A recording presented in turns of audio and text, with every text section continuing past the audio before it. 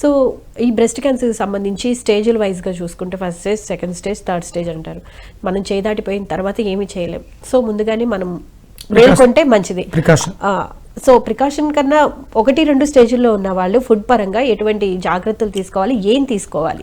ప్రథమంగా మనం మాట్లాడుకోవాల్సిన దాంట్లో పచ్చిమిర్చి దీనికి ప్రధానమైనటువంటి కారణం అవుతుంది. మనం ఎందుకు ముందు కూడా మాట్లాడుకున్నట్టు పచ్చిమిర్చి, తద్వారా ఎండించినటువంటి ఎండుమిర్చి ద్వారా తయారు చేయబడినటువంటి ఎర్రకారం మన జీవితాలని నాశనం చేస్తుంది. దాన్ని మానేయాలి పూర్తిగా. మిరియాల పొడిని అధికంగా వాడుకోవడం ద్వారా మనకి బాడీ అసిడిక్ నేచర్లోంచి ఆల్కలైన్ అవుతుంది. రెగ్యులర్గా మిరియాలు, ప్రతి దాంట్లోనూ మిరియాలు ఎక్కువ వాడుకోండి. పసుపు యాంటీ క్యాన్సర్ ప్రాపర్టీస్ అని మాట్లాడుతున్నాం. ఎంత వేస్తున్నాం? చిటికెడ. ఇది వరకు ఎంత తీసుకోవాలి తెలుసుకుందాం కాలర్ తో మాట్లాడిన తర్వాత అండి. హలో హలో, నమస్తే అమ్మా, మీ పేరు, ఎక్కడి నుంచి మాట్లాడుతున్నారు? మేము నల్గొండ డిస్ట్రిక్ట్ అండి, వాడపల్లి నుంచి మాట్లాడుతున్నాం. మా కోడలు గారికి ఓకే ఎప్పుడు కడుపులో పేగులు ఇన్ఫెక్షన్ వస్తుందని అంటున్నారు మేడం. అమ్మాయికి ఒకటే వాంతులు. ఓకే అండి, మెడిసిన్స్ ఏమి ఇచ్చినా క్యూర్ అవ్వట్లేదు మేడం. ఎప్పటి నుంచి అండి ఈ ప్రాబ్లం?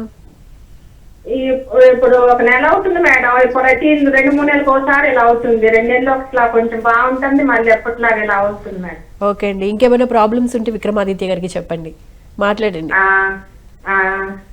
సరే మాట్లాడండి. సూర్యోస్మి తల్లి.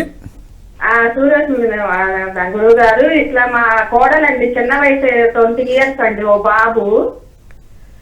ఆ పాపకి కడుపుతో ఉన్నప్పుడు కానీ వాంతులు, కడుపుతో ఉందనుకున్న విడిగా అట్లా ఉంటుంది. తర్వాత బాబు పుట్టిన తర్వాత కూడా ఒకటే వాంతులు సారు. ఎప్పుడు 2 నెలలు బాగుంటే 2 నెలలు ఎప్పుడు ఇన్ఫెక్షన్ ఉందని చెప్తున్నారండి పేగుల్లో. అదేనమ్మా, అరుగుదల వ్యవస్థ పాడవడం వల్ల వాంతుల రూపంలో శరీరం బయటకు గంటడానికి చేసే ప్రయత్నం మనం మాట్లాడుకున్నట్టు. అప్పుడు వీళ్ళు వామికైండ్ అని ఆ టాబ్లెట్లు వేసి వాంతుల్ని సప్రెస్ చేస్తారు. వాంత ఇలా ఉంటే నిమ్మకాయ వాసన చూడండి అంటారు. నిమ్మకాయ పులుపు తగిలితే వాంతుల్ని ఆపేస్తున్నాం. ఆ లోపల అల్సర్స్ ఉన్నాయి, మనం పంపించిన ఫుడ్ జీర్ణం అవ్వట్లేదు. అందుకని శరీరం బయటికి గెంటడానికి చేసే ప్రయత్నమే వాంతులు. పెద్ద పేగులో చిన్న పేగులో బయటికి రావట్లేదుగా, చెడిపోయిన పదార్థం వస్తుంది. అది వచ్చేటప్పుడు స్మెల్ వస్తుంది. మీరు 1 గ్లాసులు వాటర్ తాగినా 2-3 గ్లాసులు నీళ్ళు వస్తాయి వాంతులు అయ్యేటప్పుడు. ఫోర్స్గా వస్తాయి. లోపల ఉన్న పైప్ ఆన్ చేశారా, మిషన్ ఆన్ చేశారా? అంత ఫోర్స్ ఎక్కడి నుంచి తెచ్చుకుంది? అది వాయుమండలం నుంచి వాయువుని తెచ్చుకుంది. జలమండలం నుంచి శరీరంలో ఉన్న ఆర్గాన్స్లో ఉన్నటువంటి వాటర్ని అంతటిని తీసుకొచ్చి అక్కడ ఫోర్స్గా పెట్టి బయటకు గెంటుతుంది. ఇది వ్యర్థం.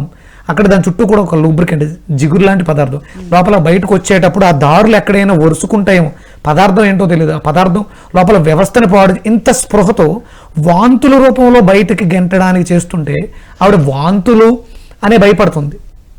వాంతులు అయిపోతున్నాయి, చెత్త బయటకు వస్తుంది.